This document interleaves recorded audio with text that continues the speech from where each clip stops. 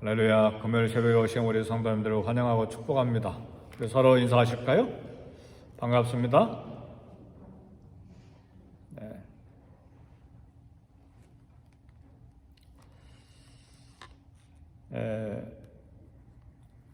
뉴욕에 한 양복점이 있었는데 거기에 참 성실하게 일하는 빌리라고 하는 청년이 직원으로 일하고 있었습니다. 어느 날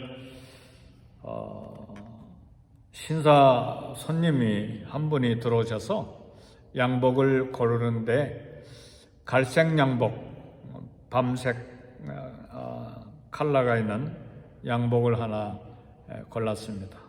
빌리가 양복을 이렇게 포장하기 위해서 양복을 여기저기 살펴보다 보니까 주머니 쪽에 바느질이 문제가 있는 것이 보였어요. 제대로 바느질이 안 되고 좀 실밥이 흐트러져 있는 것이 보였습니다.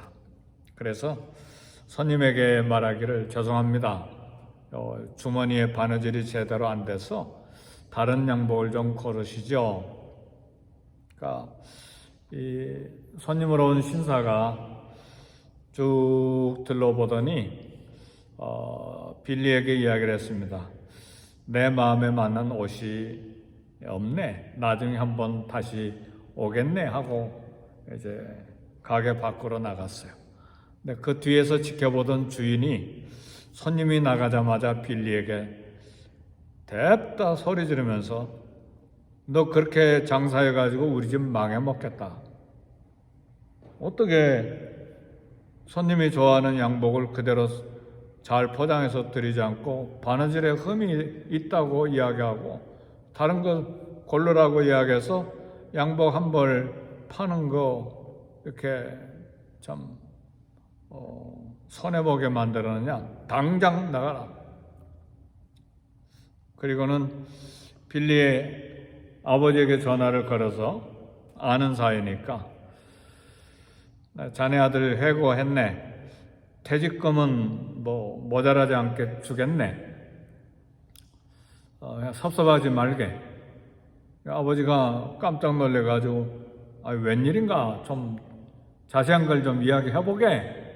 그러니까 그런 이야기를 쭉 하니까 빌리의 아버지가 대답하기를 내 아들의 양심과 정의가 자네 밑에 계속 있다가는 손해를 보겠네. 내 아들 그 정의와 올바른 양심을 계속해서 살리기 위해서는 자네 집에선 급하게 나와야 되겠네. 퇴직금은 안 줘도 좋겠네.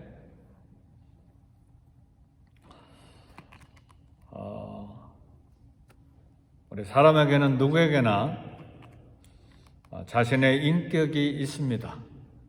양심이 있습니다.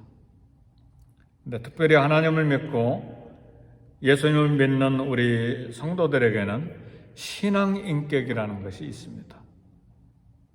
이 땅을 살아가는 동안에 우리 신앙 인격은 그야말로 보석처럼 반짝거리면서 빛이 나야 합니다. 세상에서는 알아주지 않고 큰 부자는 아니고 유명은 없어도 유명세는 없어도 적어도 하나님 앞에서 그리고 세상 사람 앞에서 우리 신앙 인격은 진주처럼 보석처럼 빛이 드러나야 합니다. 우리 주님도 세상에 너희는 빛이라 세상의 소금이라 말씀하셨는데 무엇으로 빛을 비추고 무엇으로 소금이 되겠습니까? 세상이 어둡기 때문에 빛이라고 말씀하시고 세상이 썩어져 가고 있기 때문에 소금이 돼야 된다. 이미 소금이라고 그랬어요. 이미 빛이라고 그랬어요.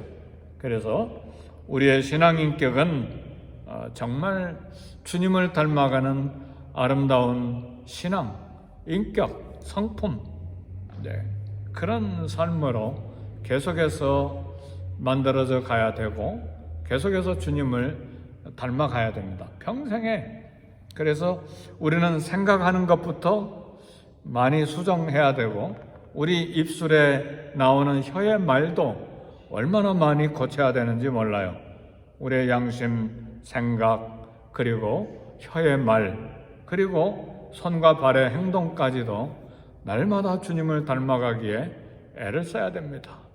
완전하지는 않지만 평생에 그렇게 기도하고 평생의 말씀을 읽고 그렇게 살아가는 동안에 점점 주님을 닮아가야만 합니다. 그럴 때에 우리 주님이 내 마음에 합한 자라, 하나님의 마음을 가졌다 그 말이에요. 예수님의 장성한 분량까지 자라는 온전한 데까지 나아가기 위해서 사력을 다해야 돼요. 우리는 돈 버는데 막 땀 흘리고 사력을 다하잖아요. 근데 그것보다 더 땀 흘리고 치열하게 사력을 다해야 될 게 주님의 성품을 닮아가는 일입니다. 그걸 위해서 본을 보이고 우리 자녀들에게도 교육을 해야 됩니다. 공부 잘해라, 좋은 대학에 들어가라, 좋은 직장 잡아라, 결혼 잘해야 된다. 그것보다 더 강하게 그리고 기도하고 격려하고 도전해야 될 것이 예수님을 닮아라. 이게 생명이에요. 그 외의 것은 우리 주님이 미래와 장래를 책임져 주십니다. 저는 그렇게 믿습니다. 그래서 우리의 평생의 소원은 어쩌든지 우리 신앙 인격이 예수님을 닮아가도록 애를 써야 돼요. 오늘 본문에 보면 너무너무 어처구니 없는 자기 개인적인 야망과 권력 투쟁을 위해서 음모와 술책이 가득한 그런 모습이 보이는데 너무너무 안타까운 내용이 1절에서 마지막까지 다 이제 보이는데 이게 누구냐? 유대인들이에요. 이스라엘 사람들이에요. 우린 유대인 이스라엘 사람들 하면 뭔가 좀 신성하고 거룩하고, 근데 오늘 보니까 세상에 이런 몹쓸 이스라엘 유대인 우리 본받아서는 안 돼요. 그런데 조금 안타깝고 불행한 이야기지만 우리에게도 이런 모습이 가득히 있다는 말씀이죠. 그러니까 이걸 성경에 기록해 놓은 것입니다. 정치적인 상황은 사울의 아들 이스보셋이 왕이 되고 이 정치적인 상황은 굉장히 힘든 상황이에요. 왜냐하면 아브넬 군사령관이 다윗에게 가서 평화를 이야기하고 이제 12지파가 다 하나가 돼서 다윗을 왕으로 세우고 통일 이스라엘 국가를 만들겠다고 하는 약속을 하고 이제 돌아가는데 요압이 그 소식을 들었어요. 요압에게는 두 가지 생각이 있었어요. 하나는 전쟁 중에 이 아브넬 장군이 내 동생 장군을 죽였지, 원한이 하나 있었고, 또 하나는 11지파를 데리고 와서 한 지파의 왕인 이 다윗과 11지파를 아브넬 장군이 데리고 오면 제2인자가 누굴까? 나는 아니야. 요압 나는 아니야. 분명히 아브넬 장군일 거야. 그래서 죽이잖아요. 평안히 돌아가는데 불러가지고 무장해제시키고 죽이는 거예요.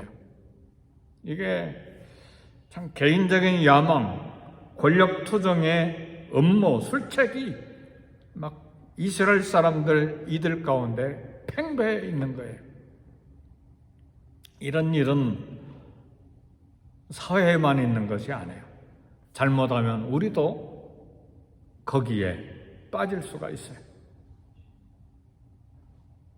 근데 이스보셋 왕에게 두 군대 지휘관들이 있어요. 장교들이죠. 레갑과 바하나가 가만히 정치 형편을 보니까 군사령관 아브넬이 살해당해서 죽었죠. 그리고 이스보셋은 이제 맥이 풀려가지고 기운이 하나도 없죠. 그리고 이미 11지파 모든 장로들과 사람들은 아브넬 장군이 살아있을 때 다윗과 합하기로 이미 약속을 했죠. 베냐민 지파도 거기에 동의를 했죠. 정치적인 상황을 보니까 이스보셋은 더 이상 자기들이 섬기는 왕 이스보셋에게는 밥 먹을 월급 받고 밥 먹을 재미가 없는 거예요. 상황이 그렇게 판단이 된 거예요. 그래서 자기 왕 이스보셋이 낮잠 자고 있는데 들어가서 배를 찔러 죽이고 목을 자르고 그 목을 가지고 밤새도록 달려가 가지고 다윗 왕의 앞에 가서 당신의 원수 사울의 아들 이스보셋 머리가 여기 있습니다. 여호와께서 당신의 원수를 갚았습니다. 사랑하는 성도 여러분, 똑바로 말씀 들으셔야 돼요. 이런 상황에서 다윗은 어떤 신앙 인격을 보였는가? 너희들 잘했다. 내가 왕이 되는 길을, 지름길을, 대로를 만들어줬구나. 근데 다윗에게는요, 사울을 원수로 생각한 적이 한 번도 없었어요. 다윗의 마음속에는 죄 없는 이스보셋이 암살당하는 것을 원하는 마음이 하나도 없었어요. 이건 불이다. 이건 공의가 아니다. 죄 없는 자기 왕을 왜 배신하고 잠자고 있는데 죽였느냐? 이건 정의가 아니다. 음모요, 술수요, 권력 욕망이다. 정치적인 상황의 이익을 따라서 자기 주인을 배반한 두 사람이다. 그리고 레갑과 바나를 손과 발을 자르고 죽여서 이 헤브론 연못에 매달아 놓습니다. 이것이 다윗의 신앙 인격이에요. 내가 왕이 되는 길을 위해서 이렇게 애를 썼구나. 그렇게 죽이고 밤새도록 달려서 나에게까지 왔구나. 다윗은 그거 결코 좋아하지 않았어요. 오늘 저와 여러분들의 신앙 인격은 어떻게 돼야 되는가? 이건 작은 일이 아니에요. 예수님을 믿지만, 주님을 섬기지만, 주님을 섬기는 안에서도, 교회 안에서도, 사회에서도 우리는 우리의 욕망과 이익 앞에서 신앙 인격을 드러내는데 보석과 같이 빛이 드러나야 되는데 그 이익 앞에 우리가 무릎을 꿇는 일이 있다 그 말이죠.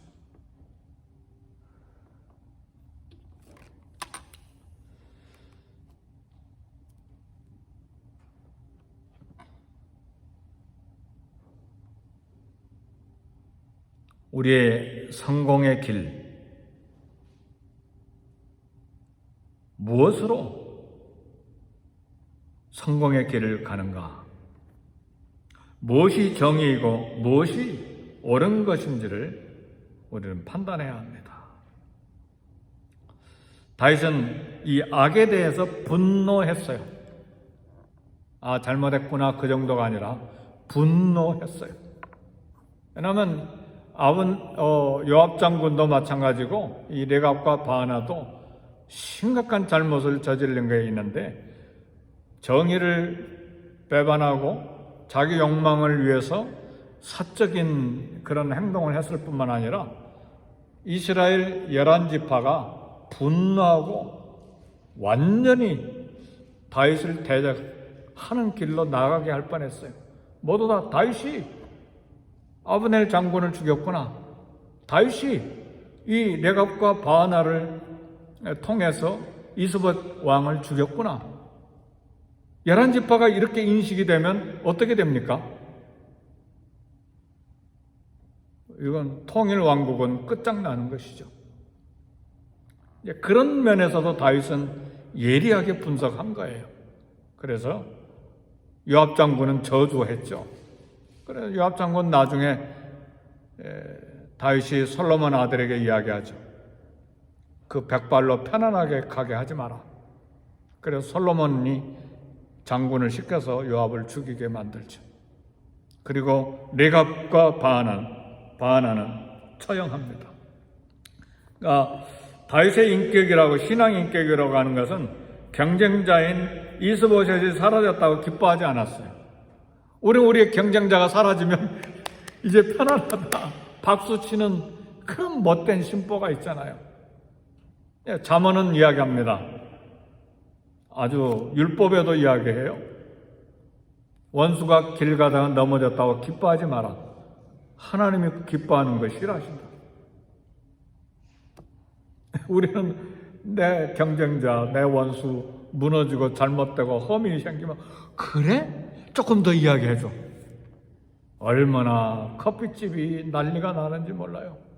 음식점이 난리가 나고 그거 듣느니라고. 이게 LA 교회에서 일어나는 일들이에요.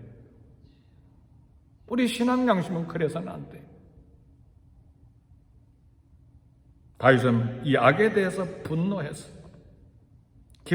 이 바나 내가 좋아하지 않았어. 이스보셋이 사라졌다고 기뻐하지 않았어. 죄 없는 사람 죽이는 이 불의, 배신에 대해서 분노했어요. 근데 레갑과 바나는 자기 이것 다윗이 좋아할 것이라고 생각했죠. 네. 다윗의 신앙 인격은 레갑과 바나의 생각과 완전히 달랐어요. 이게 다윗의 신앙 인격이고, 그래서 하나님이 다윗을 너무 사랑하신 거예요. 다윗도 실수가 있고 인격적인 실패들이 있었지만 이런 기본적인 신앙 인격이 있어서 하나님 다윗을 얼마나 사랑하셨는지 내 마음에 아픈 자라. 그리고 왕이 되는 길을 하나님이 다 만들어 가셨어요. 다윗이 만든 게 아니에요. 다 만드셔서 하나님이 다윗을 왕으로 세우셨어요.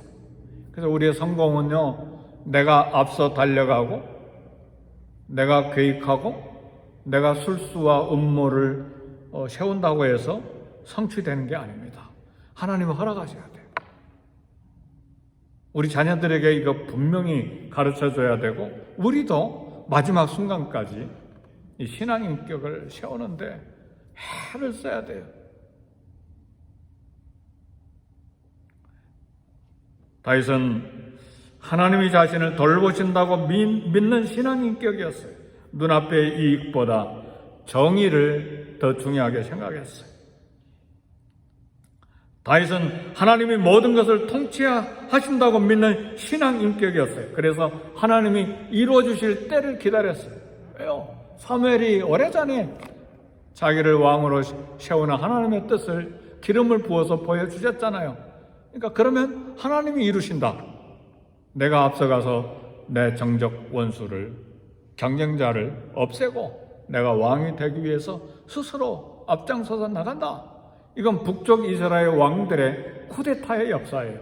그러나 다윗은 그렇게 하지 않았어. 하나님이 이루신다. 하나님 살아계신 걸 믿으십니까?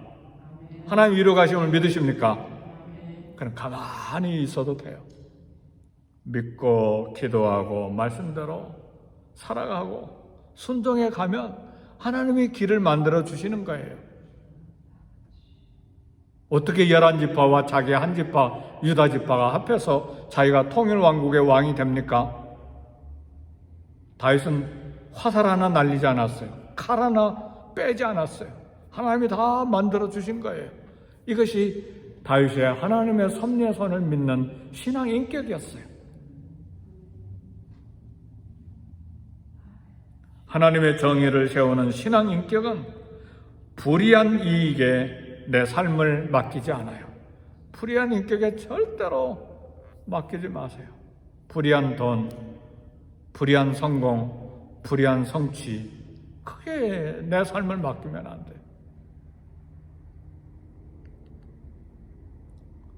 우린 눈앞의 이익에 신앙 인격이 절대로 흔들려서는 안 돼요. 잠깐 마음에 갈등이 있을 수 있어요. 어젯밤에 우리 제자반 성경 공부할 때도 그런 말씀 나눴습니다만, 당장 현실에 내 손에 캐시가 주어지니까 아나니아 삽비라가 마음이 막 흔들려 버려요. 그래서 베드로 앞에 이 부부가 거짓을 이야기하잖아요. 이건 현실의 문제예요. 현실의 문제. 우리 삶에 오늘 또 생길 수 있는 문제예요. 그렇잖아요? 내일에 또 다가올 수 있는 시험일 수도 있고. 그래서 다윗은 자신이 왕이 되는데 불의한 방법을 택하지 않고 조용히 하나님의 손, 하나님의 때, 하나님의 역사를 기다렸습니다. 그리고 이 불의를 끊어내기 위해서 레갑과 바나를 사용하죠. 만일 이것을 인정했더라면 다윗의 부하 장군들 중에도 언젠가 다윗을 죽이겠다고 나서는 사람들이 생길 수가 있죠. 그렇죠? 그렇지 않아도 자기 아들이 쿠데타를 일으켜서 고통을 당하기도 했지만, 그래서 하나님의 절대 주권의 삶을, 시간을 맡기는 자에게 하나님이 앞서가셔서 복을 만들어 주세요. 저는 그걸 믿습니다. 선교지에서도 경험하고 목회하는 현장에서도 하나님이 해주세요. 하나님의 절대 주권을 믿습니다. 막 공격하는 화살이 오고 칼이 돌아도 하나님만이 아십니다. 따라서 해봅시다. 하나님만이 아십니다. 이건 믿음의 고백이에요. 그러니까 내가 그걸 막 원수를 갚으려 하고 상황을 반전시키려 하고 내 편을 만들려 하고, 그럼 나도 악한 사람 중에 한 사람이 되는 거예요. 참 이 땅에 사는 것이, 믿음으로 사는 것이 쉬운 일은 아니지만 어떤 면에서 아주 쉬울 수 있어요. 어떻게? 두 가지. 언젠가도 말씀드렸습니다만 그냥 바보가 되는 거예요. 근데 지혜로운 바보죠. 하나님 말씀을 의지하니까. 두 번째는 하나님 앞에 완전한 항복자가 되는 거예요. 말씀에 항복하는 거예요. 하나님 앞에 내 삶을 맡기는 것이니까. 그렇다고 해서 내 앞길이, 그런 신앙 인격을 가졌다고 해서 내 앞길이 갑자기 백악관에 들어가서 일하고 내 자식들이 갑자기 국무총리가 되고 부통령이 되고 그런 건 아니죠. 그렇죠? 그건 아니지만 하나님 앞에서 신앙 인격 가지고 살아가는데 하나님의 미래를 책임지시는 거예요. 미국 이민 생활에 책임지시는 거죠.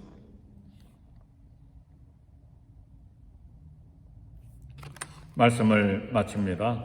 미가서 6장 8절에 보면 아주 유명한 성경 구절이 있는데, 사람아 내가 선한 것이 무엇인지 내게 보였나니 여호와께서 구하시는 것은 정의를 행하며 인자를 사랑하며 겸손하게 하나님과 함께 행하는 것이 아니겠느냐.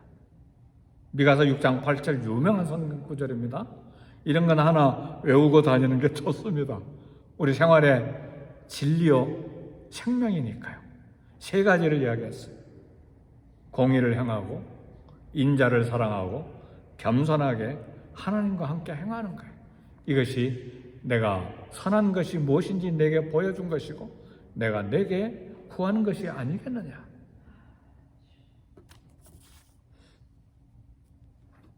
주님이 사랑하시는 신앙 인격을 만들어 가되 주님을 닮아가기를 소원하고, 성령님 부족함으로 오늘도 도와주셔서 어찌하든지 주님 닮아가는 내 신앙이 되게 해주시고 주님의 인격을 닮아가는 평생이 되게 해주세요. 기도하겠습니다.